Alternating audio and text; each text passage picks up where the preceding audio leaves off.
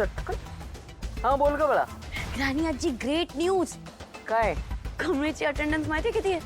30% only. अगं 70 काय 30 आहे तिची. यस ती आपल्या जाळात अडकली आहे. आता आता आपल्याला काहीतरी करायला पाहिजे. हा किती छान बातमी दिली आहेस तू मला. खरोखर गुड न्यूज आहे. आणि आता काही काळजी करायचं काही कारणच नाहीये. मी तुला सांगते ना, तू सगळ्या गोष्टी माझ्यावर सोड. But you know what granny आजी, असं काहीतरी केलं पाहिजे ज्याच्याने ऋषीला पण तिचा राग येईल. त्या रेशचं सोड तू. तुला सांगते ना, तिला ना अशी खेचून काढणार आहे ना मी कमळीला. बघत राहशील. आणि कायद्याने बघायला गेलं ना तर बघ, तिची 70% सुद्धा प्रेझेंटी नाहीये. बरोबर म्हटल्यानंतर लिगली ह्या गोष्टीवरती भांडूच शकत नाही. काही आपल्याशी आर्ग्युमेंट किंवा तो युक्तिवाद असं काहीही करू शकत नाही. आणि तिच्या बाजूने म्हातारी सुद्धा ह्याच्यामध्ये काही बोलू शकत नाहीये. कळतंय का? त्या कमळीला अशी चळो की पळो करून सोडणार आहे ना मी. मुंबई सोडून ती गेलीच पाहिजे असंच करणार आहे मी. येस चल बाय. कमळे आत्ता आत्ता काय करशील? तुला अशी बाहेर हाकलवून देईन ना का मग तुझा खरा बाप कोण याची चौकशी तू कशी करणार आहेस?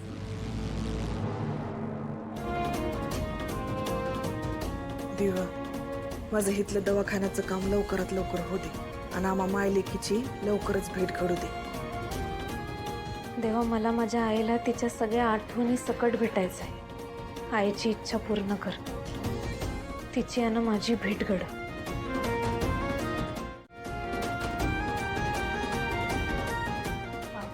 ती फुलं घेऊन कशी आली नाही अजून बघून आलो.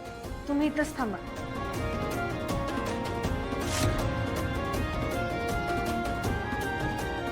कमळे,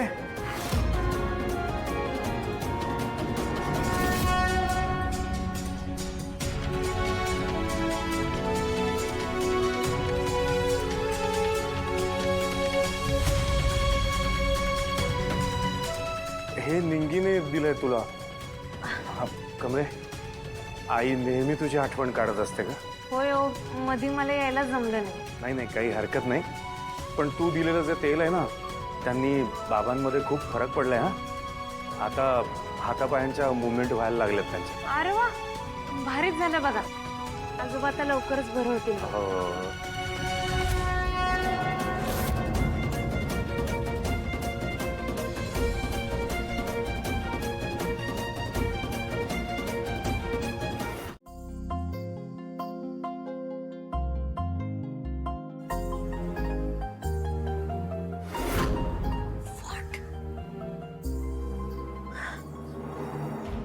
ऋषने मला सांगितलं की तो कामात बिझी असणार आहे.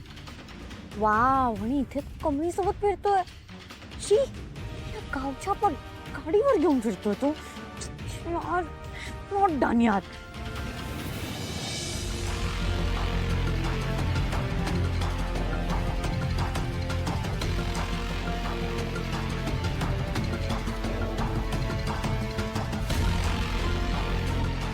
What is wrong with Granny Aji?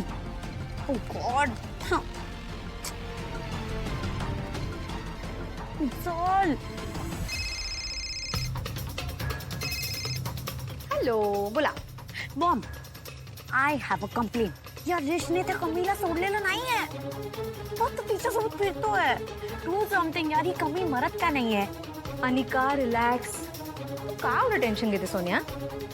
You know what, आईने म्हणजे तुझ्या ग्रॅनी आजीने असा कमाल प्लॅन बनवलाय ना की ती गावच्या कायमची गावाला पळून जाईल. कळलं? रिलॅक्स. ओके.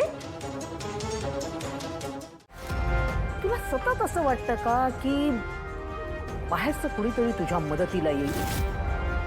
असं वाटतं का की ती कमळी तुला माझ्या तावडीतनं सोडवेन? असं काही एक होणार नाहीये.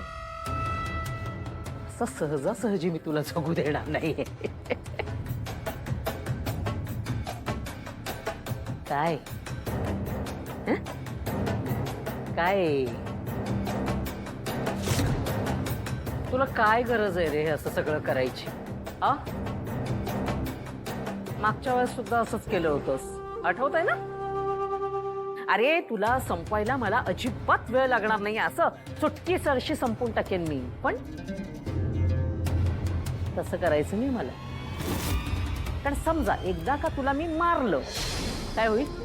ती म्हातारी आहे ना, ती वेडी होईल. आणि ती जर का वेडी झाली तर ही सगळी प्रॉपर्टी आहे ना, यातलं मला काही सुद्धा मिळणार नाही. त्यामुळे रोज आपण कसे जेवतो, कसे पाणी पितो, तसं रोज हळूहळू थोडं थोडं थोडं थोडं मला तुला मारायचंय. तुला काय वाटतं? ती भिकारडी कमळी ती तुझी सुटका करणार आहे? तिला तर मी चांगलीच अद्दल घडवणार आहे. तुला माहितीये का, तिच्या आईला सुद्धा मी संपवून टाकलंय. आणि हे राजनला सुद्धा माहित नाहीये. मग कमळी तुझी मोठी नाते हे सत्य अख्ख्या जगासमोर यानंतर कधीच येणार नाही.